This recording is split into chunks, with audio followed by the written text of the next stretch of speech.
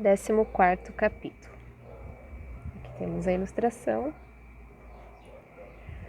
no qual Tisto, a propósito da guerra, faz a si próprio novas perguntas. Quando os grandes falam em voz alta, as crianças não os ouvem. Você está me ouvindo, Tisto? E Tisto respondia que sim com a cabeça, para parecer obediente, mas não estava prestando a mínima atenção. Mas quando as pessoas grandes começam a falar em voz baixa e a dizer segredos, logo os meninos apuram o ouvido e procuram escutar justamente aquilo que não lhes queriam dizer. Neste ponto são todos iguais, e Tisto não fazia exceção. Há alguns dias que todo mundo cochichava em Mirapólvora. Pairava segredo no ar e até nos tapetes da casa que brilha. O senhor papai e dona mamãe soltavam longos suspiros ao lerem os jornais. O criado Cárolo e a cozinheira cia Amélia sussurravam junto à máquina de lavar pratos, e até o senhor Trovões parecia ter perdido seu vozeirão de trombeta. Tisto apanhava em pleno voo palavras de mau aspecto. Tensão, dizia o senhor papai em voz soturna. Crise, respondia dona mamãe. Agravamento, agravamento, acrescentava o senhor Trovões.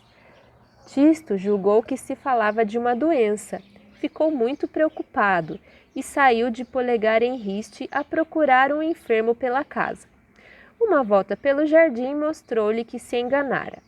Bigode estava em forma. Os puros-sangues cavalgavam pela relva. Ginástico vendia a saúde. Mas, no dia seguinte, uma outra palavra estava em todas as bocas. Guerra. Era inevitável, constatava o senhor papai. Guerra. Pobre humanidade, lamentava dona mamãe, balançando a cabeça tristemente. Guerra. Mais uma, frisava o senhor Trovões. Resta saber quem vai ganhar. Guerra. Que desgraça. Quando é que isto vai acabar? Gemia-se a Amélia quase chorando. Guerre, outra vez, repetia o criado Cárolo que tinha, vocês já sabem, um leve sotaque estrangeiro. Como só se falava em voz baixa, Tisto entendeu que a guerra devia ser uma coisa feia, uma doença de gente grande, pior que a embriaguez, mais cruel que a miséria, mais perigosa que o crime. O senhor Trovões já lhe falara um pouco da guerra, mostrando-lhe o monumento aos mortos de Mirapólvora, mas o senhor Trovões falara com voz tão forte que Tisto não entendeu direito. Tisto não tinha medo, estava longe de ser um poltrão. Podíamos achá-lo até um pouco imprudente. Vocês já viram como ele faz o corrimão de tobogã. Quando ia à piscina, era preciso impedi-lo de atirar-se 10 vezes seguidas do trampolim dos campeões. Tomava um impulso e zás! Ei-lo no ar, de braços abertos, dando o salto do anjo. Trepava em árvore como macaco, chegando aos últimos galhos para colher cerejas que ninguém mais alcançava. Nem sabia o que fosse vertigem. Não, francamente, Tisto não era medroso. Mas a ideia que ele fazia da guerra não tinha nada a ver com a coragem ou o medo. Era simplesmente uma ideia intolerável. Quis informar-se melhor. A guerra seria mesmo tão horrível como imaginava? Naturalmente, foi Bigode o primeiro que ele consultou. Senhor Bigode, será que não venho incomodá-lo? Perguntou ao jardineiro que podava a grama. Bigode largou a tesoura. Absolutamente, meu filho. Senhor Bigode, o que o senhor pensa da guerra? O jardineiro fez uma cara espantada. Sou contra, respondeu ele, alisando os bigodes. Por que é que o senhor é contra? Porque uma guerrinha à toa pode aniquilar um grande jardim. Aniquilar? O que quer dizer aniquilar? Quer dizer destruir, suprimir, reduzir a pó. Será possível? E o senhor já viu? Prosseguiu Tisto. Já viu com seus olhos jardins aniquilados pela guerra? Ele mal podia acreditar, mas o jardineiro não estava brincando.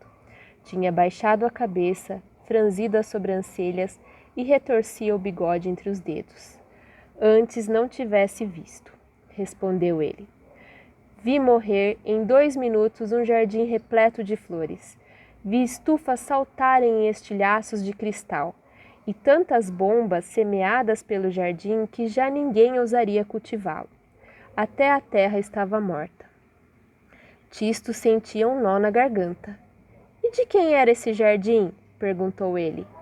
Era meu, respondeu Bigode, dando-lhe as costas para esconder seu sofrimento e retomar a tesoura. Tisto ficou um instante calado. Estava pensando.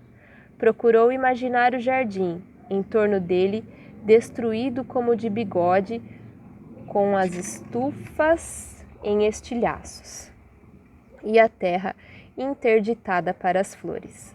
Lágrimas vieram-lhe aos olhos. Pois eu vou contar isso a todo mundo, exclamou ele. É preciso que todos saibam. Vou contar a tia Amélia, vou contar ao Cárulo.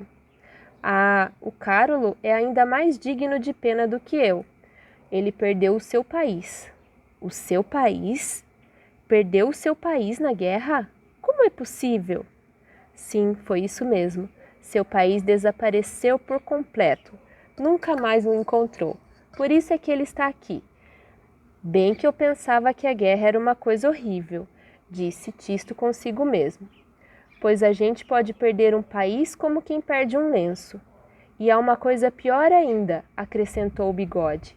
Você falou na Amélia, a cozinheira, pois a Amélia, coitada, perdeu o filho.